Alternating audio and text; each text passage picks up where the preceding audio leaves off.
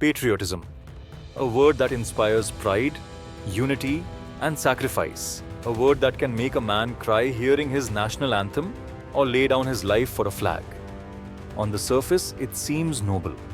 What could be wrong with loving one's country? But scratch a little deeper, and something uncomfortable begins to reveal itself. Patriotism, when left unquestioned, can become dangerous. It can become a drug, an intoxicant that clouds judgment and inflames hatred. What makes patriotism so seductive is that it feels righteous. It convinces us that we're on the side of truth simply because we were born within certain borders. It tells us our land, our people, our language, our history, they're superior. And once that seed of superiority is planted, conflict is inevitable. Because if we are the greatest, then others must be lesser. And in that moment, patriotism stops being love and becomes ego. It blinds us to the fact that borders are human inventions, lines drawn by war, colonization, and politics. A child born 10 feet this way is a citizen, but 10 feet that way, and he's a foreigner. Yet both cry, laugh, love, and fear in the same way. Patriotism rarely allows us to see that. It trains us to divide, not to unite. Think of history. How many wars have been fought not for survival or justice, but for national pride? How many lives have been lost in the name of defending honor that was never truly threatened?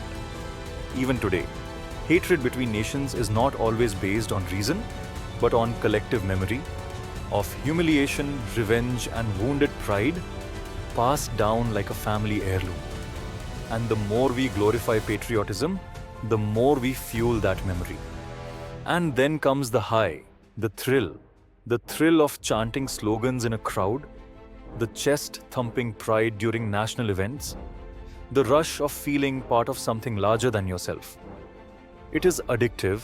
It gives identity to the lost and purpose to the restless.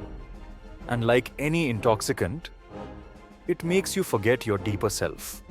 You no longer see the human behind the uniform, the mother behind the enemy, the child behind the border. You only see us and them. Patriotism, when pure, is simply love, like the love we feel for our family. But imagine a man who loves his family so blindly that he despises every other family, who believes his family has a right to rule, to dominate, to suppress. Would we call that love? Or would we call that obsession? The problem is not that people love their country. The problem is when that love becomes so fierce that it burns everything else. When it silences dissent, labels compassion as betrayal, and turns peace into cowardice. When patriotism becomes a drug, it doesn't expand consciousness. It shrinks it.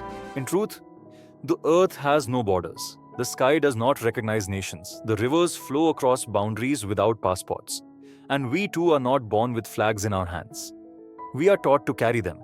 But perhaps, in our highest wisdom, we must learn to put them down. Not to betray our land, but to remember that before we are citizens, we are human. And humanity needs love. Not pride, not hatred, not slogans, but simple, unromantic love that does not depend on geography. Because when love becomes nationalism, it divides. But when love becomes compassion, it heals.